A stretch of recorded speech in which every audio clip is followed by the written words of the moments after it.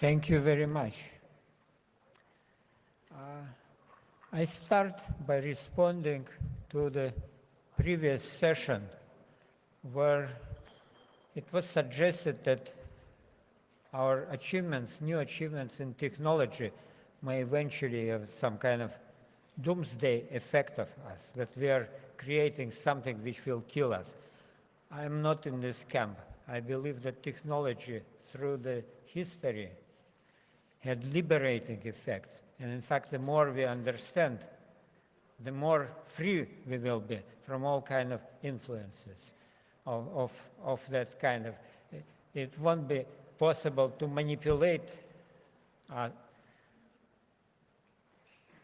if we really understand how this whole complex system works. And one of the ultimate complex system is right here. It is inside us. It is the most important personal computer we have. I just started by actually showing the real picture. Usually people, when they talk about the brain, they cut the brain from the spinal cord. In fact, Mother Nature didn't solve it this way. The brain and the spinal cord are embedded in the same kind of package. And the whole thing lives in the sea, which reflects the fact that we came from the sea. Because nervous system, to operate properly, requires external environment which has the concentration of sodium, potassium, calcium, and some other. It's essentially a chemical computer. And it requires this external environment. So actually, our brain swims in the sea, which is artificially created inside us. And so we still live in the sea, essentially. And it's a very smart design from the mechanical viewpoint because it cushions the brain. So when we jump, the brain, which is this mass of neurons, very kind of soft and not strong, because it swims in the sea, so it just protected against it. Also, there is chemical barriers. So when you drink, for example, it passes several chemical barriers before what you drink comes to this area, protected area, which is just in the blue here. Okay, so you see how smart Mother Nature is. It not only designed this wonderful computer from the elements which extremely difficult to design, because you will see that those neurons are really kind of not very fast and not very efficient from the electronic engineering viewpoint elements. Nevertheless, this slow system, which operates in the 100 millisecond range, it outperforms our best computers. How does it do that? Because it has billions of neurons which operate simultaneously. So much about brain hardware. Later, if I have time, I will go a little deeper and show you what is actually inside the brain. The brain is not what you read. Important to understand that if you get knowledge about the brain from the literature about neural networks and artificial intelligence, you're learning about different brain, not the one which is in your head. Okay. So I'm more concerned in this talk with the functional, cognitive possibilities of the brain. So now when you saw, I gave you just this idea what this system really is, the hardware. And now I will talk about what it does. And the most impressive thing, that it has this remarkable unmatched ability, you can probably read it from the screen, to learn. Learning affects everything. It's not just like, say, learning, machine learning in computer when it is just designed to improve, optimize some relatively narrow performance. Learning is actually forming the brain. It is a major Speaking in engineering terms, it's a major software development process. Okay. So I'm concerned with two, because I don't want to overstretch, so I will be concerned with two questions. First question, how can a programmable computing system achieve universality of type 0? I will explain shortly. That's the highest level of universality for Neumann computers and Turing machines. Using basic computational resources, which you can reasonably postulate in this thing, which I showed you, in this biological thing. And second, how this, once we figure out how this architecture may work, how it actually creates almost all its software in the course of learning. Let me go down to now I move to really high-level abstraction. Let's see the big picture. On the right, there is this computing system which simulates the work of the human brain, and we assume that it is possible, and I'm a strong believer that it is possible. It's just that the system. Okay, and then on the left, there is the sensory motor devices and the world, which means every one of us has this world.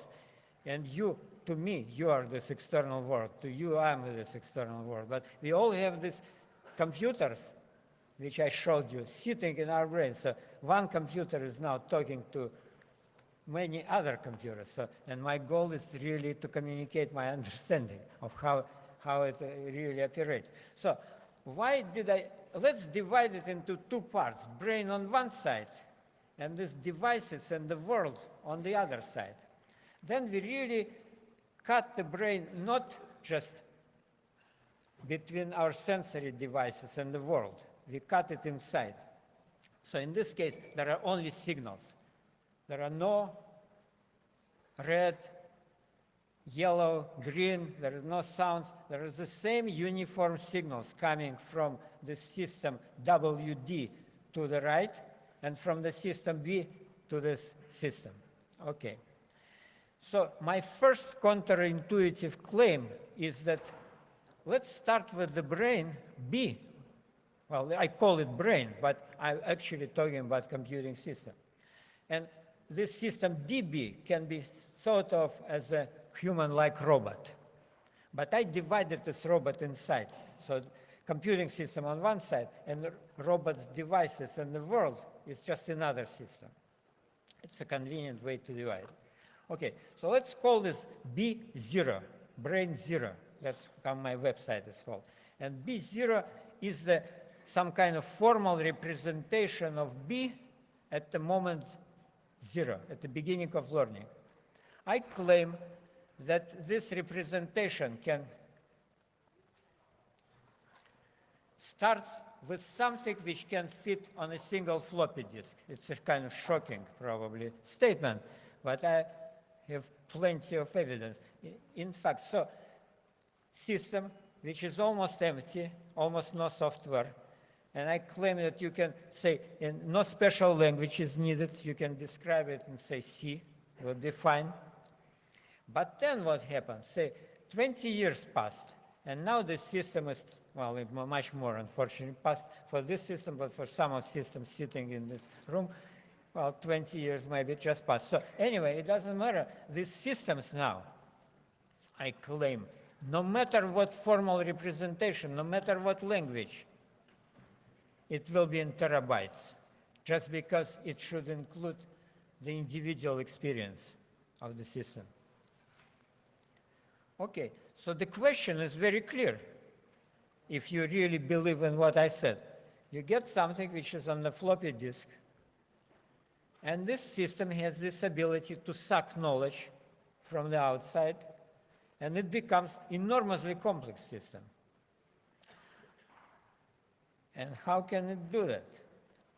Okay, I first start with these levels of, because before talking about learning, usually when people talk about learning, they don't mention what level of universality you're talking about, because there's learning and learning. For example, if system learns to classify something, it's what would be called combinatorial type of machine. So I need to make sure that you know that these levels of computational power exist. Probably many of you already know that.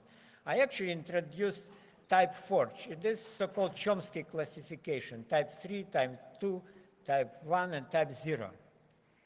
And there are formal languages which very clearly shows that, say, system of type 3 cannot generate language of type 2, and so on. So there are hierarchy of behaviors, complexity, and hierarchy of computing power.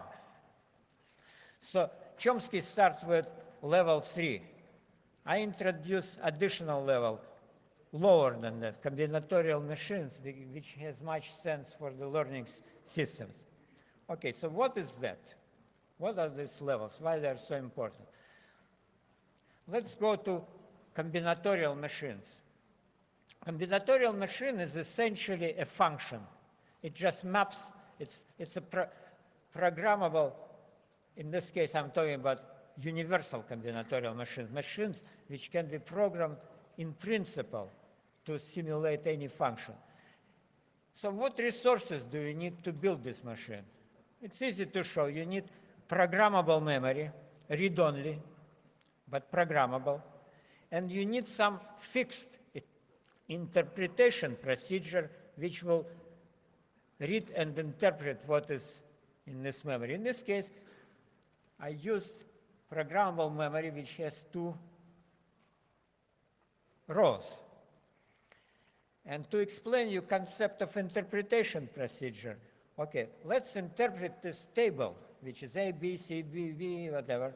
Let's interpret this, that input is the input alphabet, inputs, all available inputs. And output alphabet of this specific example is 0, 1. Suppose interpretation procedure does the following. It goes from the left and finds the first match, right? Then if I send A and reads the symbol from the second row and retrieves it, what kind of machine will be? Okay, if say I send A, it finds the first A and it will retrieve 0, right? So if I send B, it will retrieve 1. If I send C, it will retrieve 0. Suppose I use different interpretation procedure. I go from the right. Then on C, it will retrieve 1. On A, it will retrieve 1. And on B, it will retrieve 0. What it shows you that though machine is completely determined by what is in this memory, how this memory is interpreted depends on the interpretation procedure. Let's use a more interesting interpretation procedure. Suppose it finds all entries of A, right? And then it finds this set, A0, A1, and then say at random retrieves with the probability proportional to how many times this symbol is inserted. In this case, this interpretation procedure would interpret this table as probabilistic machine, which means on A it will respond with equal probability with 0 and 1. On B it will also respond with 0 and 1. So for a while, let us assume that we have this fixed interpretation procedure which does exactly what I explained to you. It just kind of finds all the entries and then retrieves with probability. Probability will be very important in the concept which I described because I claim that brain is essentially probabilistic system. Okay. So this is combinatorial machine. Or 4. In my interpretation, kind of my slightly extended Chomsky classification, it's type 4. It's convenient.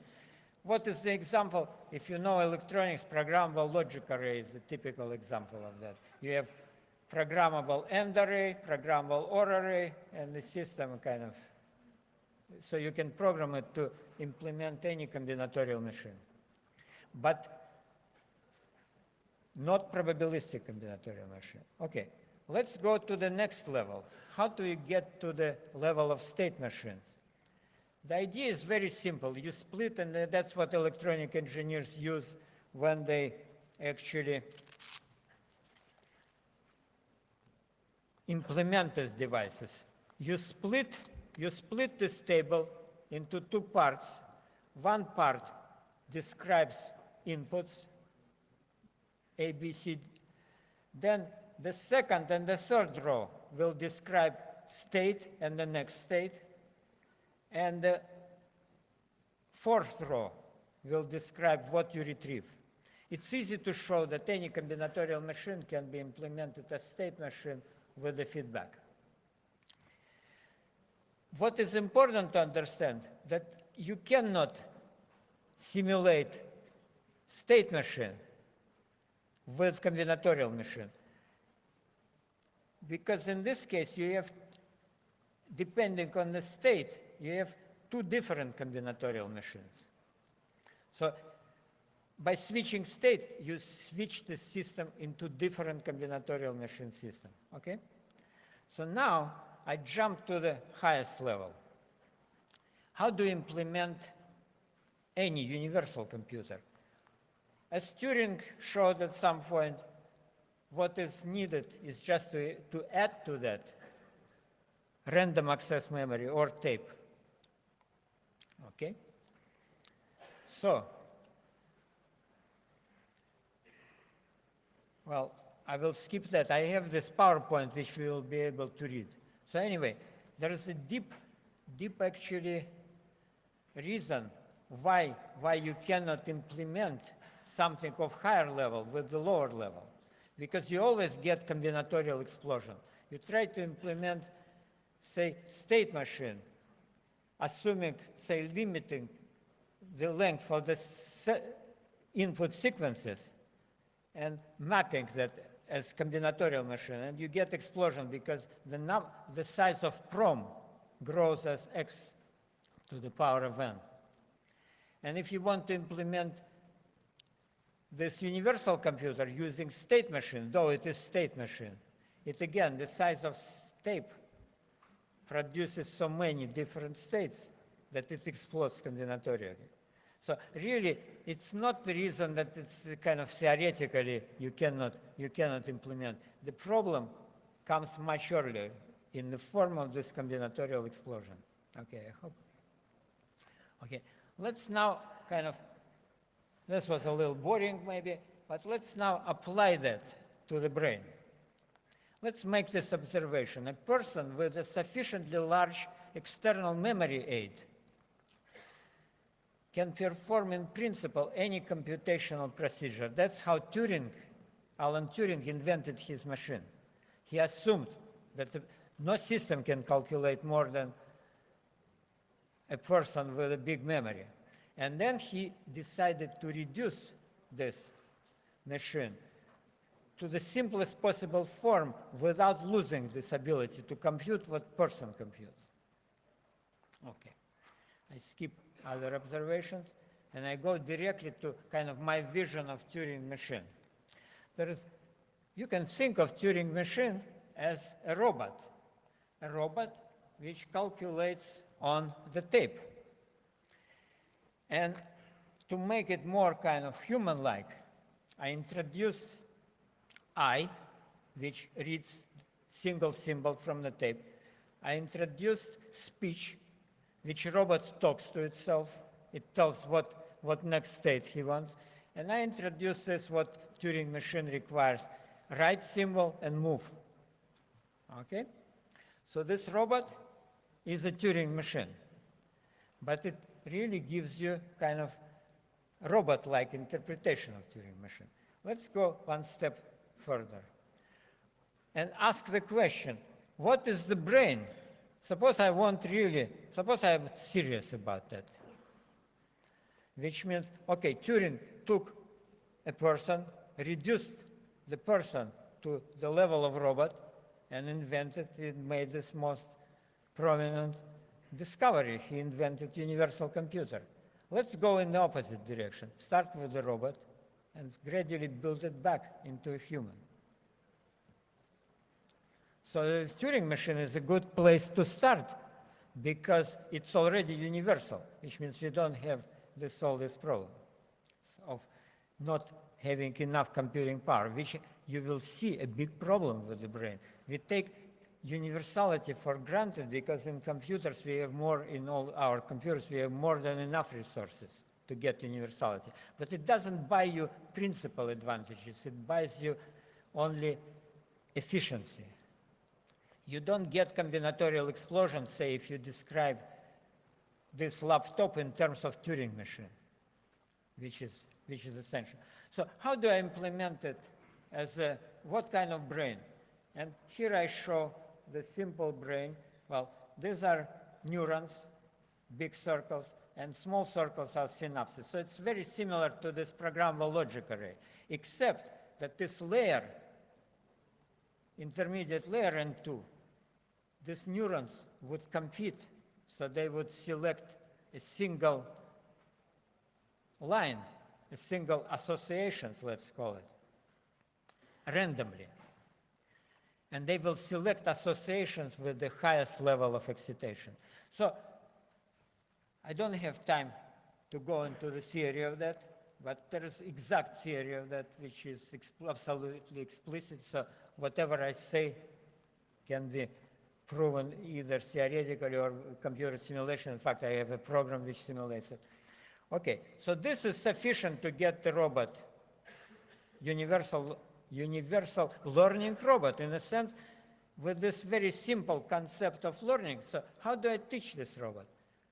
Suppose I have control of the robot motor centers. I plug these electrodes, and now I can make this robot do whatever I want from teacher, right? So I can force it to compute. What I want, that after I finished several examples, this robot would learn to do any examples from this algorithm. Is it possible? Yes. In this very simple way, it is possible. And okay, so, but I want to get rid of the neural network, so I actually go to what you need are 3 procedures: decoding, then choice, and encoding. And these 3 procedures, if you can implement them efficiently, you can build the robot which I described, which would be able. Also, you need some kind of procedure of learning, which means how data would be stored in the robot's memory. And then this robot simply tape record the data, which means it simply records these signals in the memory, which means it just records all the input signals in this upper part of this network and the output signals in the lower part of the network, in the synapses, and that is sufficient to actually learn anything. Okay, so let's go and ask more difficult question. Suppose I want this robot to do mental computations. That here I come to the problem of working memory and mental imagery. Suppose I want to build a robot which would do the following. Like, once I showed it several computations on tape, it would be able to mentally simulate this external system. Do you remember I was talking about this right part of that? How the world, how tape is seen through the robot devices. So how can you make this happen? Because I claim that the brain doesn't have random access memory. There is no room in these networks for random access memory, and this is a very kind of important claim, which means somehow you need to reach universality without having a memory buffer. Imagine how many of the traditional algorithms would survive this limitation. You probably would have to drop all traditional artificial intelligence algorithms if you are not allowed to move data into RAM buffer. So how can brains still do that? Okay, so let's now, so this is my problem now. So I want this system, let's assume that there are 2 systems in the brain. One system which does motor control, the one which moves robots which speaks, which moves robot's hand to right. Another, which simulates this external system, the external world, in this case, tape, as it is seen through these devices. Can I arrange this system in the same way as the previous system? Well, yes, I can, but I need, so this is kind of my final robot. I want this robot to do the following.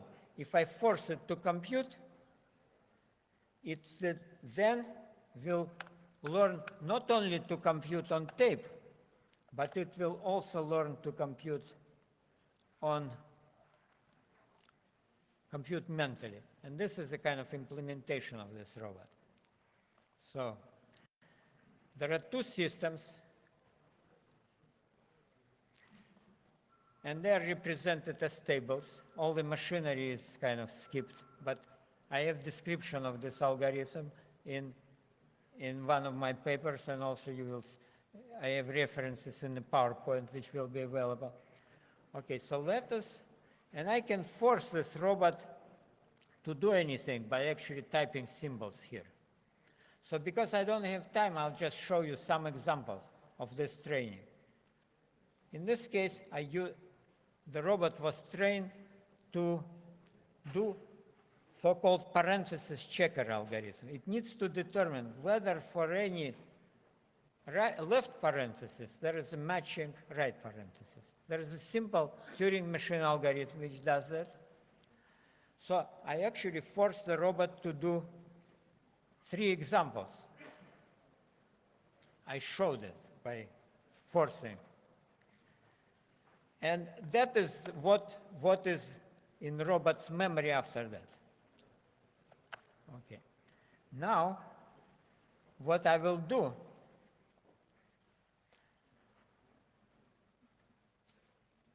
robot now looks at the tape.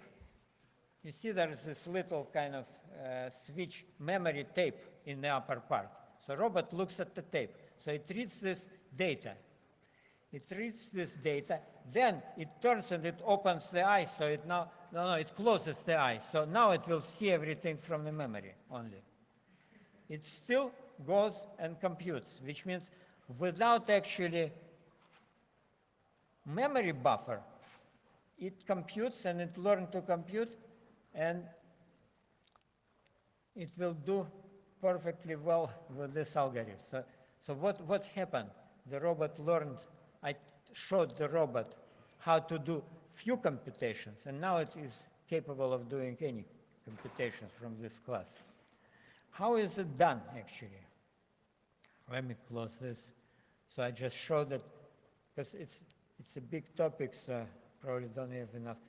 Okay, the only thing you need, if you don't have memory buffer, you need to introduce this analog memory, and it is plentiful. It is available in the form of so-called neuromodulation. So suppose you have this neural network. Do you remember there was 3-layer neural network? So the only thing I need to add to that is this modulation, which means when the robot, or whatever, when this network receives the signal, the level of excitation, of residual excitation in this location is higher. So it creates this bias. Okay, so this description, I will not go through this, you can understand it, but let me explain how it actually achieved. It is achieved through the effect of recency. Imagine that you bias this table, which means you have, in the upper part, you have, for example, this association. 3 is associated with A, 3 is associated with B, 1 is associated with B, but when you send, say, 3, you will not get A, you will get B, because B has the higher level of this modulation.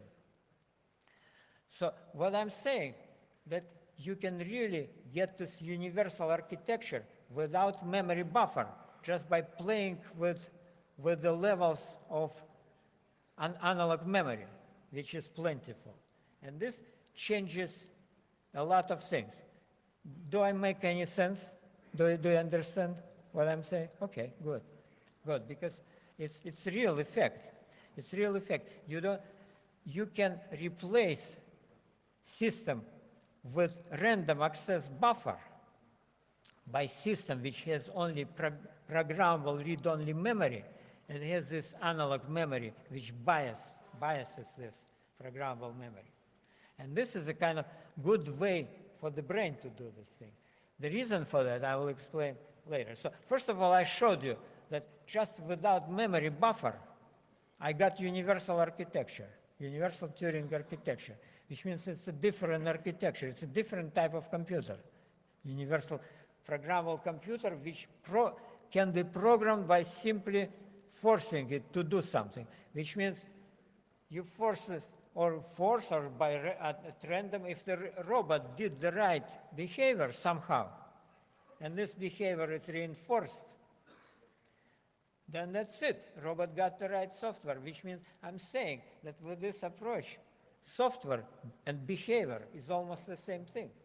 You don't need to program the system to do things. You need just to stimulate it to do the right behavior.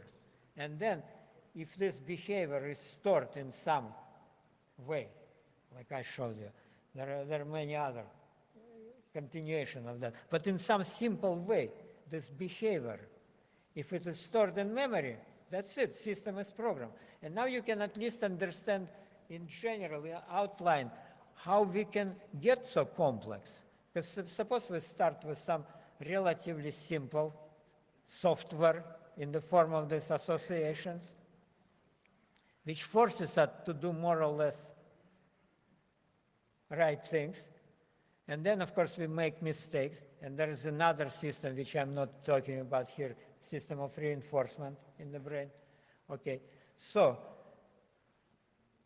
once you form this state of long-term memory, you're already programmed to do that, which means just by accumulating your experience, you're getting software, which allows you to do more complex behavior. You do more complex behavior, you get more complex software in your memory, and you become more complex system, and there is no end to this evolutionary software development loop.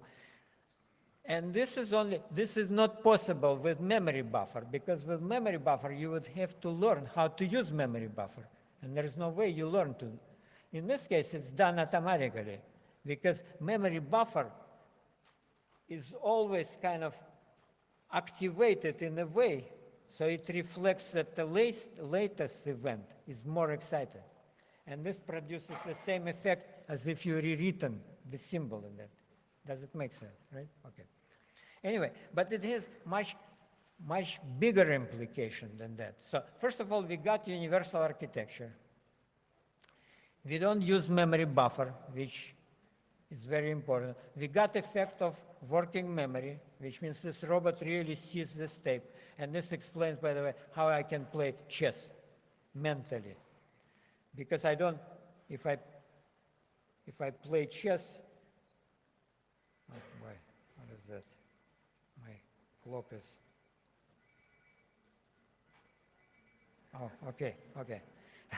Okay, so if I'm playing chess, I somehow can move pieces on the board, right? And when I moved it, when I return to this position mentally, I see the new piece which I placed it, which is exactly effect of random access memory. Okay, but why it is good to have this memory in this stupid way, kind of, instead of just simply writing and rewriting? I told you one reason. First of all, you cannot learn to use RAM. There's no way. Like say if you memorize, if say processor in this computer would memorize all its actions, it would not create software which would run this computer again. You need much more structured software.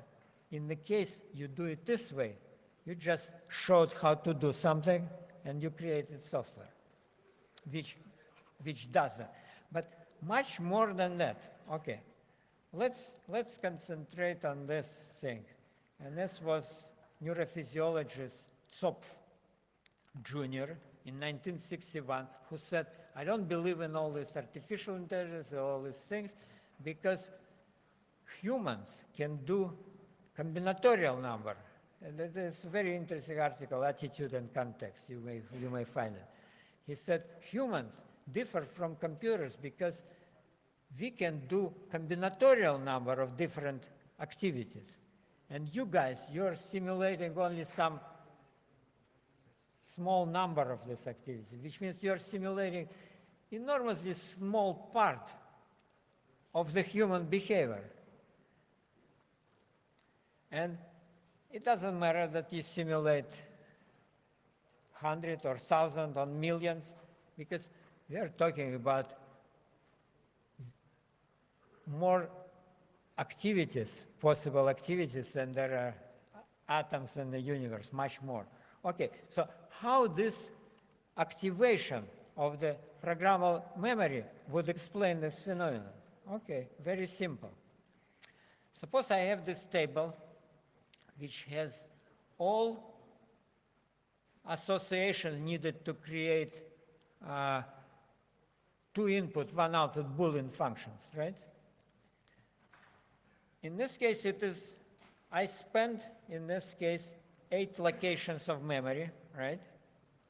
And there are 16 Boolean functions. So I can select some of these elements of this table, and I get Boolean function, right? And I'm showing you, if you select something which is shown on the top, you get XOR. If you select something in the second row, like 0, 1, and 2, and 7, you get AND, and so on. And in fact, you can even get kind of noisy AND, which means which will be probabilistic Boolean function. Okay, in this case, no big deal, because I spent 8 locations of memory, which is 2M. M is the number of inputs, and in this case, there are only 2 outputs, right? So, but I got 2 to the power of 4 Boolean functions. Suppose, however, I have M inputs, 10 inputs, right, in this table.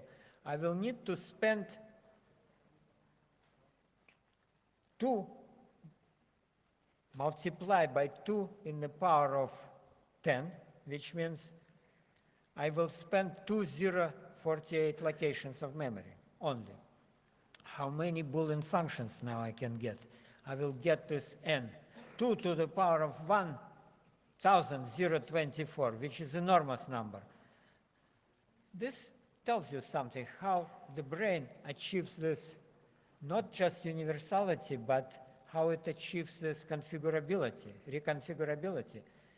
If you have software of the size only 2, like in this case 8 location, by correctly reactivating this software, you get functionality for 2 to the power of that number of locations, which means the only thing we need to explain how actually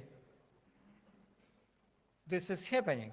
And I claim it's a complex thing, you really need to think hard about it, that really inputs and your own behavior will activate your memory in such a way that just the appropriate part of your knowledge will participate. And because you can reactivate, change your, well, and this is what you can call mental set. So depending on, it's not just depending on what you know, but depending how you activate what you know, you become different system. And in the previous lecture, we saw that effect of mental set. People have mental set that, okay, that technology is produced doomsday scenario, right? Okay, but some people may have a different mental set. Some other people may have even some another set. And in fact, for you to understand what mental set is, I'll give you this example. I'll ask you this question. what you probably know American history. What American presidents are not buried in American soil? Can you quickly answer this question? Bush is not buried. You see what happened? What happened, because I said what presidents are not buried, not is not important. It doesn't produce much activation, but buried produce activation in your memory of the knowledge which is associated with death. So you're searching your memory for the dead presidents, and that's why there's delay. And you know perfectly well that there are alive presidents which are not buried in America. So, but you don't consider this possibility because your memory is activated. And in fact, you can, by activating your memory in many different ways, you can produce different mental set and different attitudes to the same information. And this has fundamental implications, for example, for pattern recognition.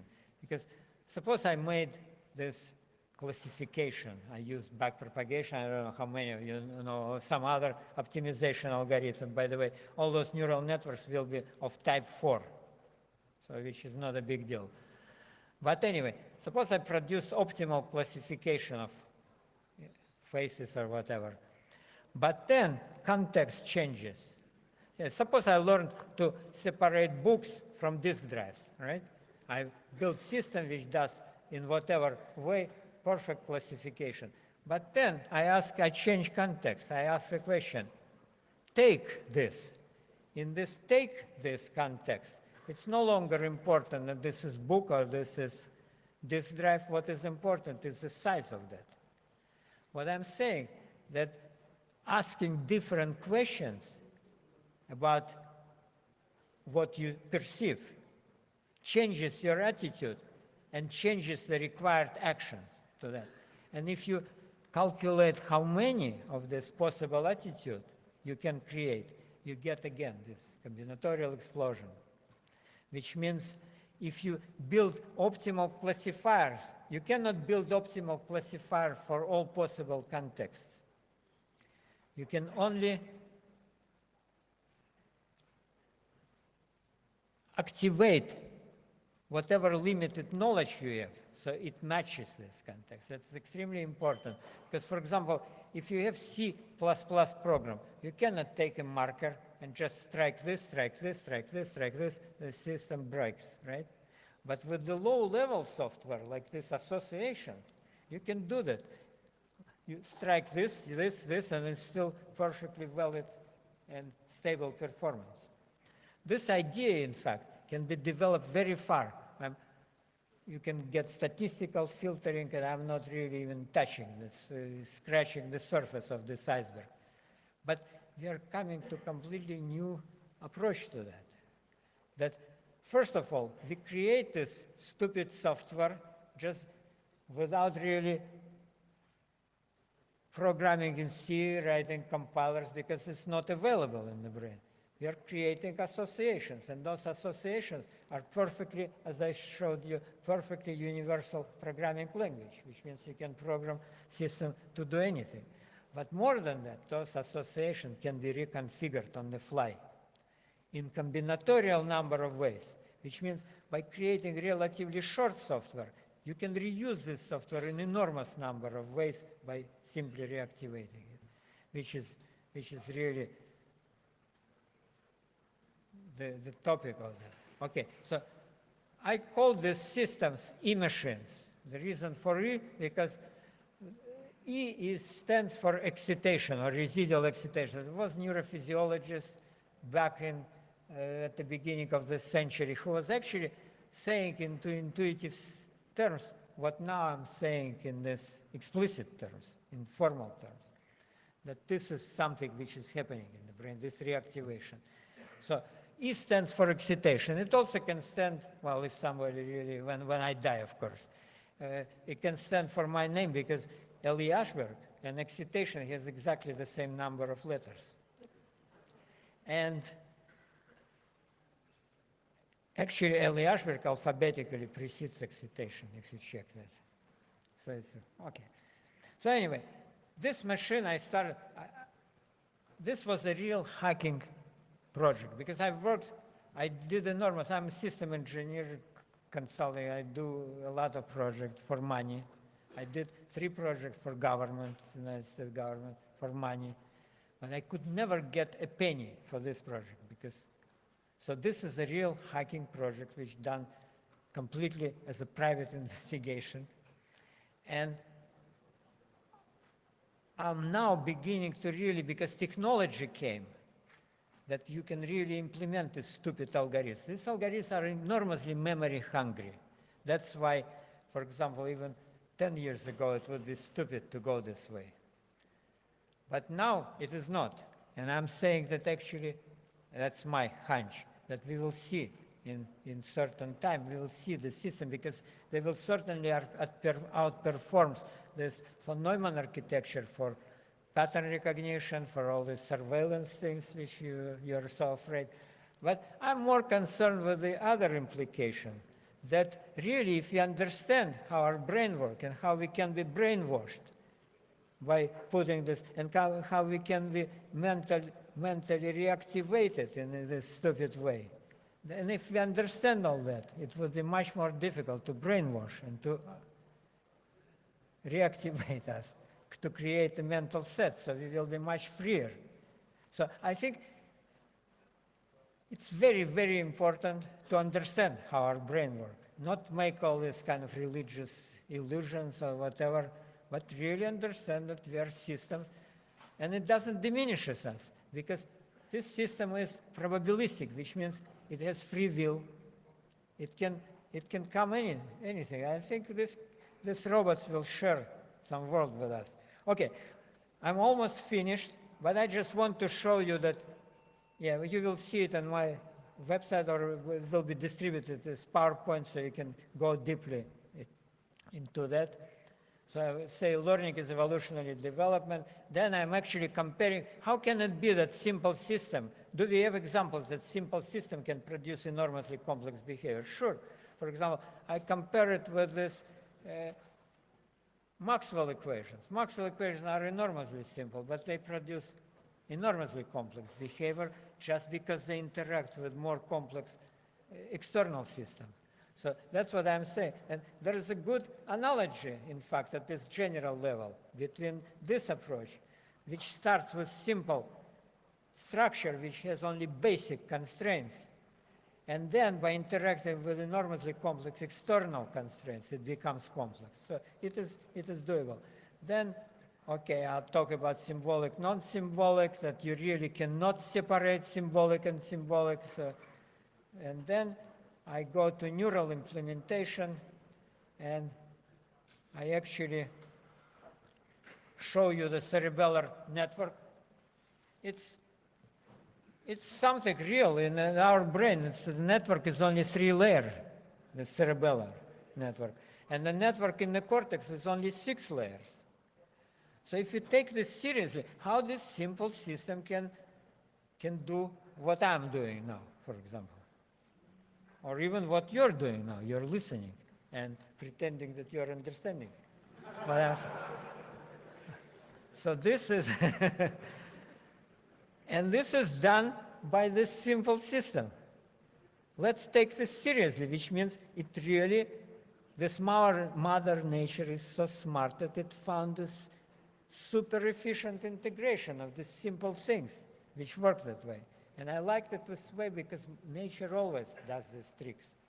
And this Maxwell equation is only 4 simple laws, and you get all the variety of electromagnetic. So this one, then I'll show you how you actually can implement the architecture, which I showed you in a way very similar to the cerebellar, and in case you have very large network. But then I actually go, this is output memory, this is input memory, but then I actually go to more interesting point at the hardware level. I'm saying that, in fact, everything is not really in a neuron itself, but much more goes to molecular level.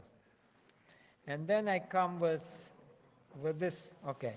So cells, in fact, evolution spent more time developing cell than developing brain. It took billions of years to develop cells. But then it just did like that. Brain was something like 50 million years old after cells were created. So it's simple. It's another indication that it's not so complex. Okay, that's neuron. All cells are organized on the same level, but neuron has these special proteins sitting in the membrane. So they're different by shape and by type of protein. And here I come with this idea that actually this protein molecule is this probabilistic machine. And you can develop this very well, and I have an article on that. And then you can get, I'm not going into that, then you can get implementation of this memory, which this dynamical memory, these E-states. You can view them as these conformations, relative occupation numbers of conformation in these machines. So it really goes deep. All of a sudden, just starting with this high level, you go to a very low level and everything fits well. Okay, and then you actually get that these protein molecules, and just by throwing these molecules into membrane, you get computer.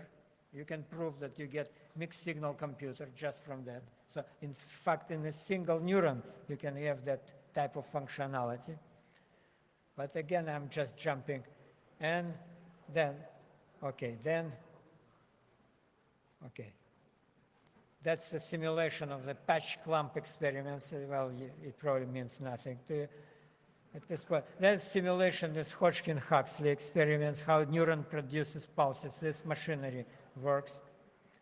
And then it shows what is actually, when you read neural network literature, you read about synapse as a weight, right? And there is nothing further from the truth. This is borrowed from Kandel, who got Nobel Prize for studying aplasia. And that is what is in a single synaptic terminal, all that complexity. So, okay, so I finished.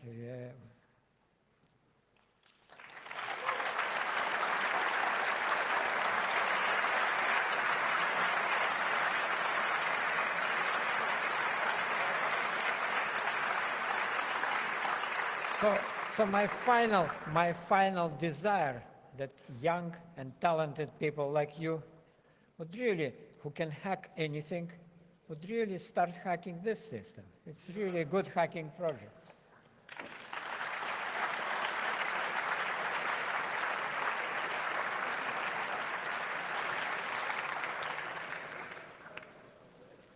Any questions? Any questions? Okay, probably I didn't give you enough information to ask specific questions. So my goal was just to kind of give you some initiation on that, so you may look deeper and... Okay, yeah, thank you. I have a question. Yes. Oh. I have just one question. Thank you for a very interesting speech. I think for the last 50 years, we've been told that artificial intelligence is about 5 years away. So I'd like to have your opinion on the subject. Like, do you believe that artificial intelligence, like a machine capable of passing a Turing test, for example, is feasible at all in principle? I mean, are you aware of any fundamental obstacles? And do you still believe it's 5 years away? Well, you see, first of all, I'm not a big fan of artificial intelligence per se. I think it's a kind of playing with words. What is intelligence, in fact? But I do believe that machines capable of simulating the brain are not far away. Yeah. If this is artificial, I wouldn't call it artificial. Artificial intelligence was a kind of more like commercial ploy to me, just claiming something which other people don't claim as good, just some good, smart programming, but not so much better than any other programming. So that's my attitude to that. If you do believe that we will be able to simulate the brain, do you also believe that at some stage we will get into processing power singularity, which would mean that by being able to simulate minds, we could accelerate the science development in that way that the time needed for example, doubling processing power will always get cut, and in that way that at some stage the processing power rises exponentially, making that if we say 1 year ahead from that point, that there will be no 1 year ahead, because processing power will rise that quick that yeah, a singularity like a black hole in extreme dense form will come, and you never can tell how people will use technology, but I do believe that certain processes, mental processes, which we would like to accelerate, we might not even want to accelerate it because we want to keep this kind of our privilege to enjoy this mental process. Well, but some like to we will be. Mm-hmm. But I think many also want to use this for military purposes. And it for sure will be used. That's probably, unfortunately, will be the first place where, if we really make these robots, which kind of what's called universal learning, autonomous robots, probably military, of course, will use it. But it probably will take some time before robots will be smarter than people. So I wouldn't worry about that at this point. So, but I'm more interested in actually how we can benefit from understanding how the brain works, how we can benefit in improving our own brains, becoming better users, like a kind of learning how to learn and learning what to learn. I think that would be kind of, to me, a more interesting thing. To my understanding, the question of initiative is crucial for the question of intelligence. And as I see it, this neural network modeling only isolates this point and makes it obvious that it's a crucial question. Where does the initiative to learn something, or more specifically something new, where does it come from? That's a perfect question. And I actually showed you two systems which are needed for universality. This is sensory motor system, which was driving this robot's sensory motor devices. I showed you another system, that's my hypothesis, that there is another system which is motor sensory. It gets motor signals in the input and produces sensory, which simulates what we see and simulates how we see external world. But there is certainly the third system, which is, say, sensory, emotional, which learns to associations between input sensory events and what is present in this moment on our centers of emotions. You know that in the brain there are centers of emotions that were discovered by Megun and Olds.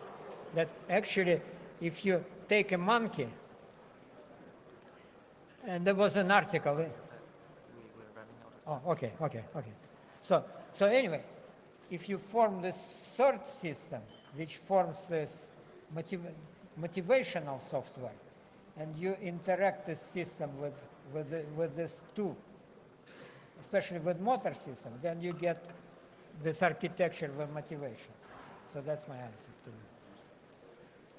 So there's no secret about initiative in your eye? Well, initiative is just complex implications of motivation. Okay, I'm sorry I have to interrupt, but we're running out of time. Right. Thank you again very much for an inspiring talk.